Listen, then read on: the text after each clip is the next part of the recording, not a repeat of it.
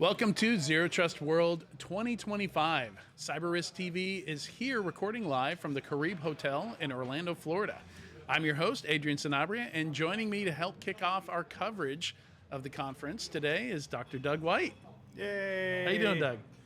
I demanded to be here because I insisted that they let me prove that you were real, because I don't think I'd ever seen you in person. I've seen you so many times on camera, but you know.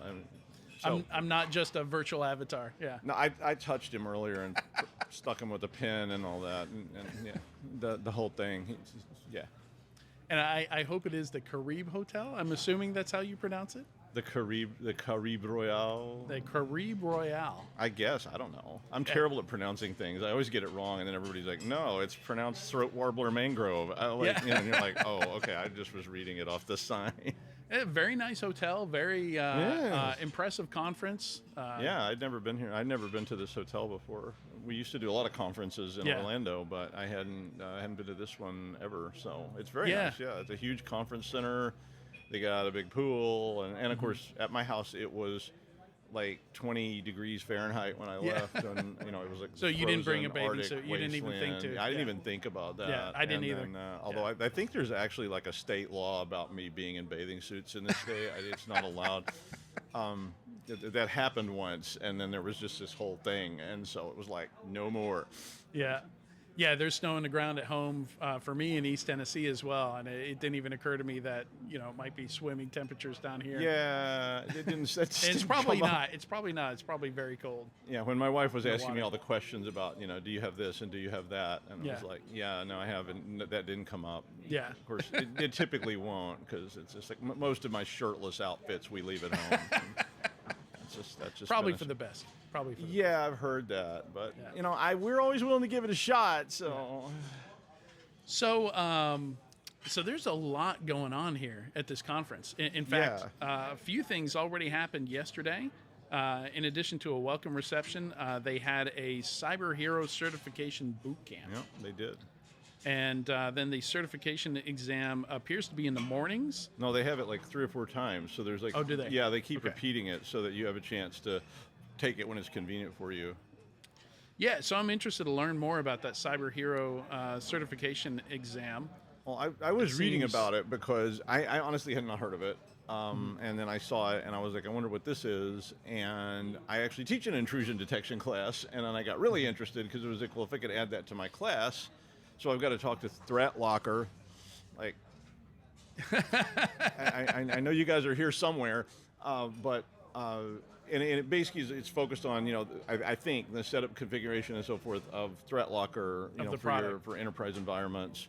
So I'm quite interested in that, because if I could use that material in a class, it would be useful for my students. So call me. Yeah, and we've seen other products do that in the past, and it seems a good way to build a pipeline of people that know your product, know your brand.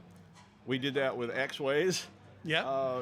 We did it with FTK. We've done it with other products later that came around. Cisco was really big on that, because we're like a Cisco Academy, so they give us all their free stuff, and we get to use that. And then guess what? When the kids graduate from school and go, I'd like to work at a Cisco shop, please. I still have a functional X-Ways license somewhere, but it's for a version you are really old.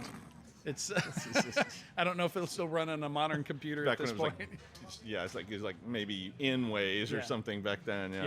Before they got more. Before they got to the X. Yeah. I do like that product. So there's a lot of stuff today. I think my only complaint was that there was so many things at the same time that it was kind of like, there are. There's a lot of cool stuff. There's different tracks. But I kind of want to do these because one of the ones I was interested in was endpoint risk for Linux. Yeah, and I saw that. I mean, I use a lot of Linux in different contexts, and not a lot of them. I mean, I don't support enterprise or anything like that, but we do a lot of stuff for classes and things like that. And there's always been that.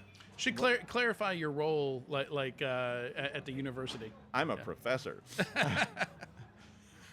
I'm a professor of cybersecurity at Roger Williams University, as well as being the host of the Security Weekly News. Thank you very much. Yeah.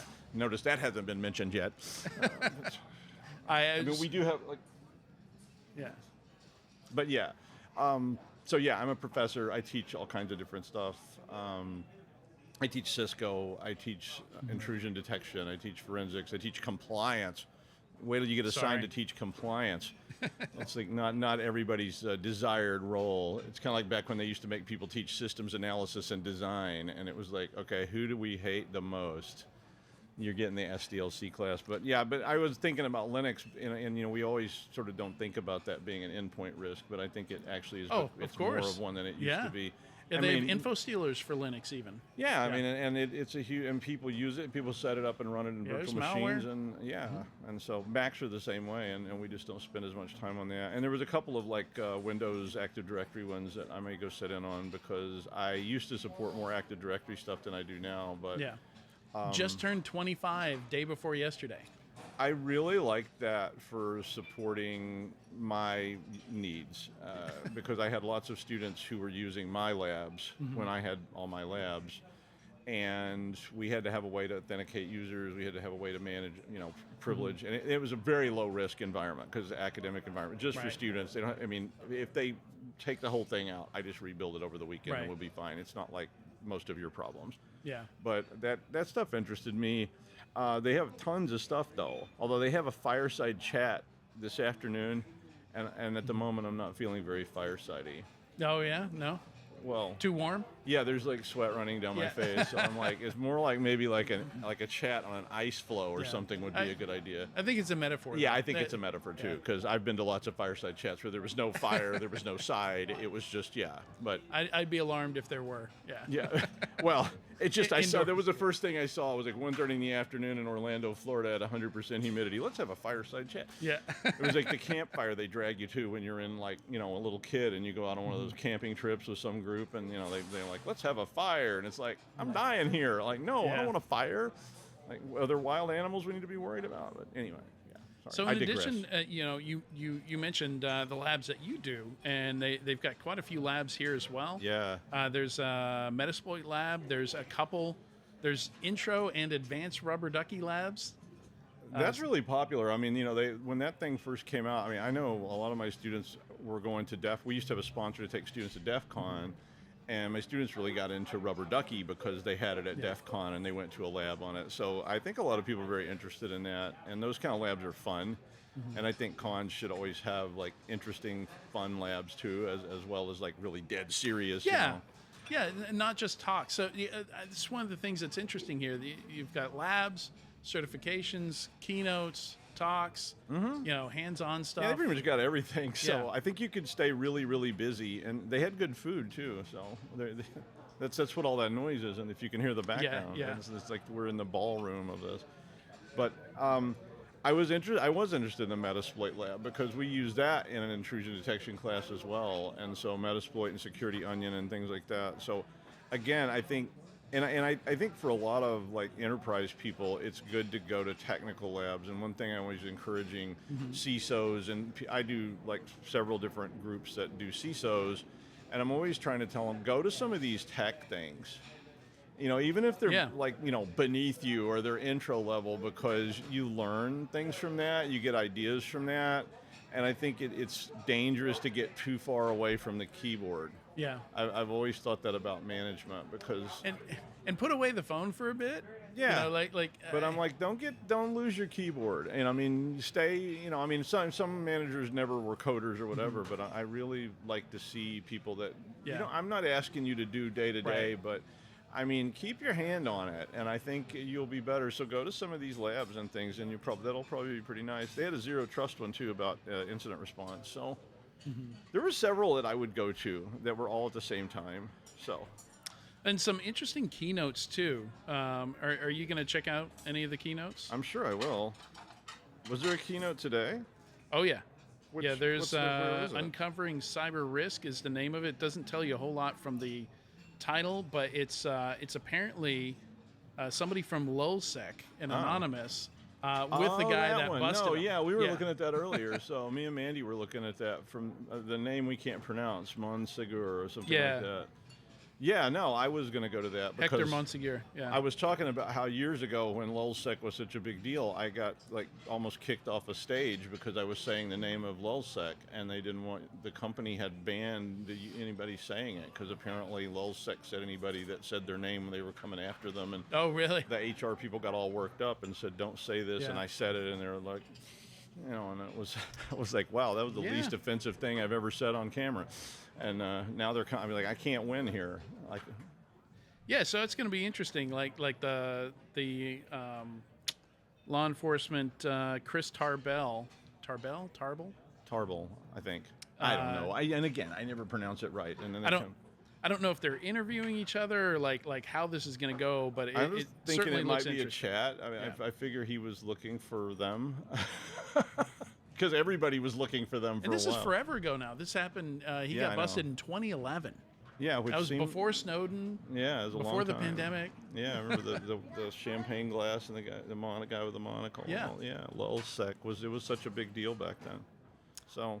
I mean, there's tons of those things here, and I mean, those are usually really appealing. I mean, I remember I was at a DEF CON one time, and the Cult of the Dead Cow people were going to be there, and you couldn't even get near the ballroom. It was just literally like people were all jammed up out. That was like one of the first ones they ever had in Vegas or something, and so you might want to get there early if it may be crowded. I'm not sure, but they probably have a big space here. Yeah. And then we've got the Grand Illusion looks really interesting. So it's like an afternoon keynote at 1:50. And the initial line is the cybersecurity market is fundamentally flawed. Yeah. So at a vendor conference with vendors here. Vendors are not. Vendors are messing up here. So that's Dr. Chase Cunningham, which I know his name from somewhere. I'm not sure where I know his name from. I don't know if he was at Gartner, but it says VP Security Market Research G2. And hopefully I can catch some of these. I'm doing interviews during some of them, but that's one that you'll know more about it by then. And Dangers of Shadow IT was another one that I saw that I liked. I wasn't exactly sure what that all meant, but I decided it might be interesting to find out. And the one it was exploiting Active Directory was this afternoon. I was interested in that. I thought and harden Windows servers and secure Active Directory I think would be useful for a lot of people because I've done a lot of things where we were looking at Active Directory for various. I thought it would be gone by now. But there's really nothing to replace it with. No, there's not. I mean, except maybe Jump Cloud, but only in smaller companies. I mean, even in cloud. I mean, I'm not a huge Microsoft fan. So sorry, Microsoft, but please invite me to your conference. You do give a good conference. One of the things I was thinking that it might die was sort of basically the idea like Novell. Novell refused to adapt. And they died. Yeah. And I wondered if Active Directory would be able to expand into this like now expanding gas cloud that is the cloud. And they really seem to have done a really good job with that because you can go through Azure and put in Active Directory instances in Azure that now virtually manage this entire cloud. So you can literally have a domain controller that's sitting in the cloud that touches all your operations worldwide. And I don't know if that all goes through private VLANs. But however you're VLANing that into all those different cloud holes, basically it has been adapted such that it will do that. And I mean, for all its flaws, and it is the only thing out there that I've seen that operates like that. I know there's other approaches, but that one, if you're using Microsoft, that one is the approach. And some of the other big ones like Okta is starting to get close to a lot of the functionality there. But still, because everything is so Windows-based and it's baked into Windows, it's really hard to displace. I mean, it's just even from a training perspective, because like you said, it's baked into Windows. Windows was designed to use Active Directory, so they have a big advantage over anybody else trying to get in on that, and that means they can control it, and probably will for the foreseeable future. I was actually shocked that it's only 25 years old. It feels like I've been dealing with older. Active Directory. Yeah, it's like I was there 3,000 years ago. But I guess it was Windows 2000. It was originally shipped with Windows 2000. That was when we first started seeing it. I will say it was a mess when it first came out.